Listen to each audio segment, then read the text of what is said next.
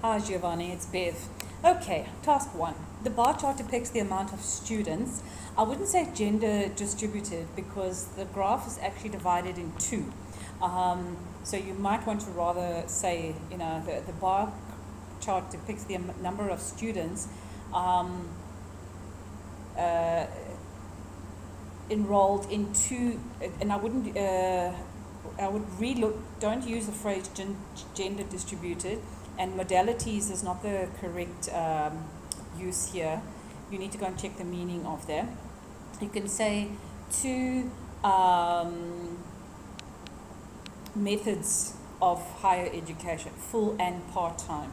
Okay, and I wouldn't say gender distributed, I would say at the end of it, so the bar chart depicts the amount of students enrolled in two different streams of higher education, full and part-time. The bar graph is divided into male and female, something like that. Okay. The most noticeable fact is that part-time students by far outnumbered full-time learners in both sexes. Okay, you need to put ES for plural. For every period considered. Good. To be more specific, there were more than 5 times the number of males studying not half-time but part-time as opposed to their full-time counterparts. Beginning with 1G beginning in the 70s. Okay, you need to say, you don't need apostrophe S because it's plural, yes? So you might want to put 1970s, okay? 1 decade later, the former reduced by 50 students, while the latter increased to 200 students, okay? We don't use pupils. Pupils can only be used for secondary level education, okay? Usually, okay? But definitely not at a tertiary level or university, okay? You can be a pupil of music or art, but not in a tertiary institution, in as students, okay? Keeping a difference for about, I'll put a full stop and I would say the difference here was, the difference was, let me just see what you want to say here. 1 decade later, the former reduced by 50 students, while the latter increased to 200. Okay, you don't even have to use a verb there. Okay, full stop. However, the difference was still about 700 more for part-time students. 10 years later, both groups of male learners rose to 900 and 250 respectively. Good. Regarding the female group, both methods of higher education grew steadily. Part-time women students, I would say female students, rose from 700 in 1970 to 71. I would say in the period 1970 to 71 to 800 10 years later, before ending around 1100 in the first years of the 1990s. Put in 19 there, okay? Their part-time fellows, not in the sentence. You could say their fellow part-time students, okay, increased by 150, growing from 100 to 250 at the end of the period. Okay. If you're going to use figures, keep this as a figure as well. So just put in 100. Okay. Overall, both types of higher education showed an increase regardless of gender in Britain during the 3 different decades considered. Okay. Okay, overall a good essay, Giovanni. I'm not sure if you would make a 7 on this one, because there's a few things the sentence structure that needs to be relooked at. Remember, I said to you yesterday, try to break up your sentences, make them clearer to understand by keeping one idea together in one sentence. Okay? But otherwise, your task response is good. It is coherence and cohesion. The only things that you might lose points on here is some spelling errors where you've got the double G and you've got plural, subject plural agreement, and some of the sentence structure. Go and look at the sentence guides. Check out how to make those sentences a little bit more succinct. Okay. All right. Let's take a look at your task 2. Okay, so nuclear weapons. Okay, right. Your first paragraph is good. Okay, it's nicely put. It's just 1 or 2 things we need to make changes on.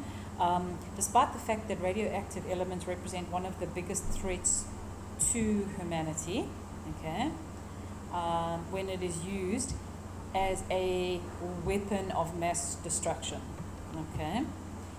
This sort of material can provide numerous non-destructive benefits in the areas of science, health, and technology.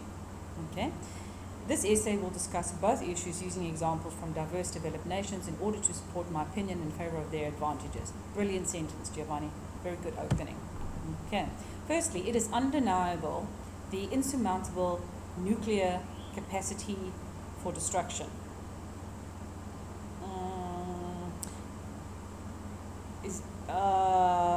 Not insurmountable. Insurmountable means you can't get over it. It is undeniable. You need to rephrase that sentence a little and say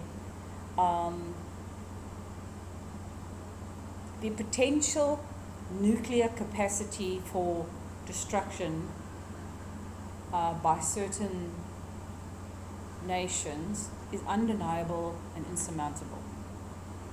Okay, this is largely due to the fact that radioactive particles are able to release a massive amount of energy when they are put through a fission process, the process of fission.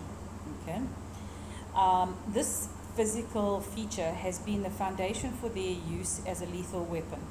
Furthermore, even under non-military uses, the human being has witnessed its power and capacity to kill. Chernobyl and Fukushima in the former Soviet Union and Japan, respectively, are 2 examples of this.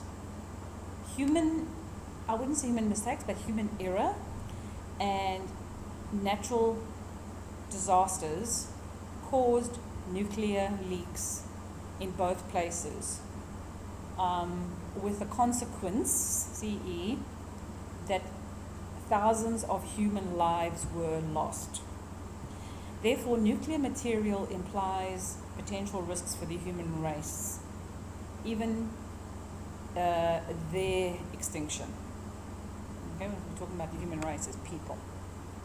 Nevertheless, a proper handle of nuclear sources might help people to solve many of the biggest concerns nowadays. This is because nuclear energy is currently applied in many fields, such as medicine, science, and technology, amongst others. You could say, healing some types of cancers, providing clean energy, CO2-free, and improving efficiency in superconductor substances are modern and peaceful applications of nuclear power. Okay, this sentence, Giovanni, you need to break up. Okay, break that up. There's a few ideas there. You need to break that up into more separate sentences so it's easier for the reader to understand. There's quite a bit of information to take in there. Okay. A case in point is the stunning number of patients with cancer who have been treated in developed nations with radiotherapy. More than 600,000 just in the US in the last decade, according to the Mayo Clinic. Okay, full stop.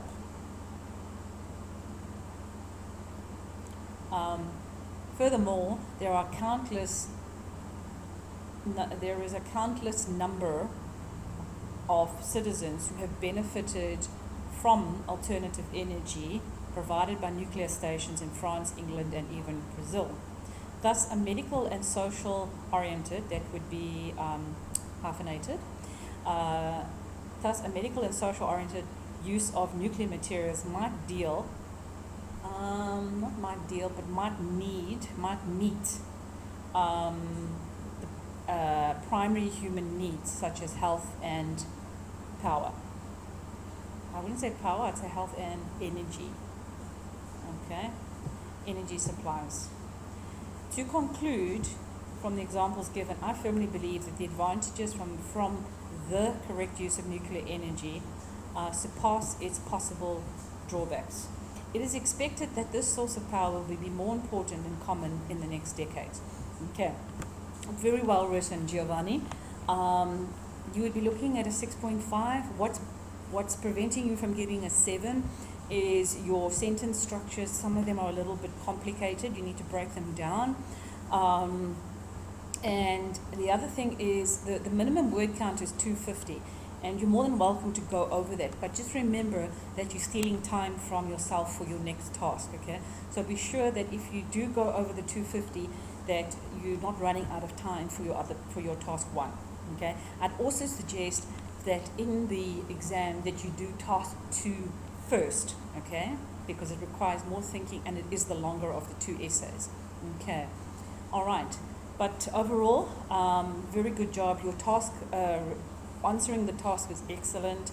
The layout is excellent. The argument is good. Just minor grammar and the sentence structure that you need to polish up, okay? All the best for the exam on Saturday. Well done.